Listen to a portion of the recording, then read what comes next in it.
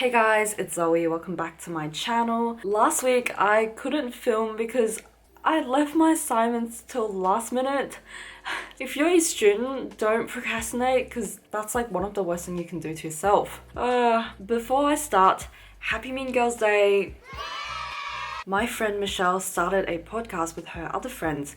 It's called 4 Girls, 1 Take. They are a group of girls who loves films and discuss film from an Asian Australian perspective. I'll link their podcast in the description below. Okay, let's dive into today's video. Today I want to talk about DEPOP. It is an online secondhand market slash shopping app based in London. People sell secondhand items, handmade stuff like jewelries or even art. They have over 18 million users from all around the world. If you're thinking of selling stuff or even start a small business, I think Depop is a great place to start. So I had Depop for a while, but I really only put effort in during lockdown. Obviously, I am not a big seller at all, but I was on Struggle Street for a very long time and I thought maybe I could share some useful tips. So why Depop over other platforms? The app itself, it's super easy to use. I can show you on my phone.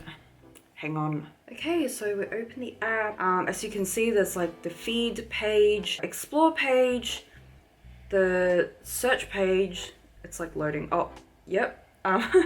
The inbox page and your own page. So as you can see, it literally looks like Instagram. It's like super easy to use. The other thing that I love about Depop is that there's no any hidden fee or any extra listing fee. They only charge 10% if you make a sale. 10% seemed like a lot, but I personally try on other different platform and 10% is like a clean cut. Whereas other platform, they might charge 5%, but they have other fees, but it's like hard to find out what fee they charge, but they still charge you, so it's pretty annoying. I would rather cope with 10%, but it's like clear and no other hassle. Okay, another thing is that you don't have to pay to get exposure. People can actually easily find your things as long as you have the correct description. When I started Depop, I actually started Etsy at the same time, but there are only a very little people who saw my Etsy shop because I didn't pay any extra for ads. And those people who discovered my shop, they only saw it because I gave myself a shout out on Reddit. Okay, how do you start your Depop? First of all, you need PayPal. It's super easy to set up. As long as you have your online bank account, you're good to go.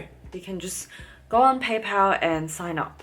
Okay, the second thing is have at least 6 things ready to sell. I personally think it looks very unattractive if you don't have anything to sell. Unless you're a customer, but if you're planning to sell and you're trying to grow your account, it's best to have a few things on your page. Okay, speaking of growing your account, how to gain followers organically. What I did was I follow a bunch of people. At the beginning, I only followed around 600 people. Surprisingly, I gained around 200 to 300 followers. So I decided to follow even more people and now I have 700 plus followers. Okay, how to take nice pictures. For jewelries, I like to use a nice clean background. I usually use this marble cheese plate that I found in the kitchen or some white fabric.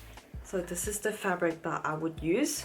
For handcraft gemstones, I like to go outside of my house and just use that green as my background. I guess like that way the picture would look a bit more like textured and more like colorful. And for clothes, I would either wear it or I would just lay it on the floor on top of a white fabric. If you decided to model, you can get something like this. You can attach your phone on here and it comes with this Bluetooth trigger, so you don't have to do the timer thing. You can just click away. I only got it for $12, but I personally don't really love it because the leg itself, it's like very weak and my phone is pretty heavy as well, so when I put it on the carpet it actually falls. So get something a little more stable, I'd say, and invest a little bit more. I like to take pictures right before the golden hour because the sun is not as harsh, but it's also not too yellow or orange. So for description, I'd say have a very detailed description with useful information. Again, I can show you mine. For myself, I actually already typed up a template, so every time I sell something I can just copy and paste it. Okay, so let's go on Depop. I'd say, okay, I'll use this as an example. So you can actually copy to new listing.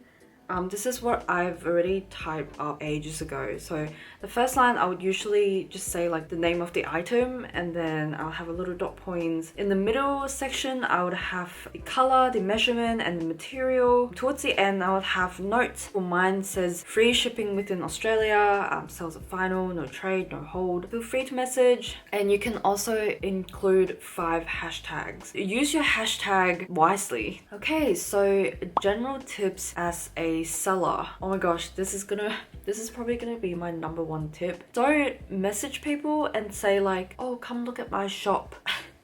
Nowadays, I'm so scared to like people's stuff, because once I like people's stuff or once I follow some people, they would actually private message me and try to convince me to buy things. I think that's borderline spamming. If people want to buy, they will buy. We don't have to convince the person to purchase. So don't do that. Second thing is work with what you already have. The reason why I sell a bunch of handmade jewelries is because I already have those at home. They are sitting here and doing nothing, and that's why I am selling jewelry. Try not to spend too much on your business before you even make any money.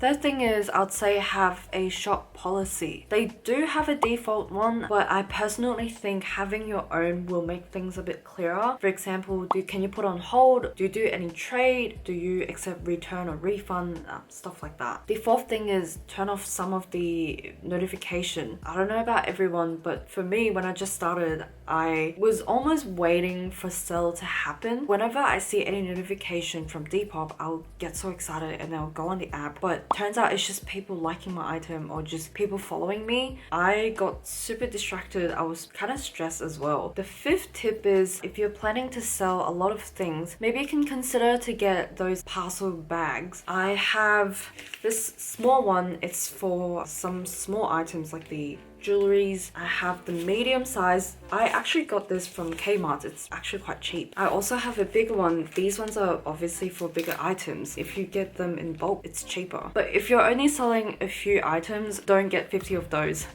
The last one is just have patience. I mean, as I said, they have over 18 million users on the app. I'd say there'll be at least one person like your thing and they would buy it. So just let your account grow and let the sale happen. So yeah, that's it for today's video. If you find this video helpful, please give it a thumbs up. Don't forget to subscribe, and I'll see you guys next week. Bye.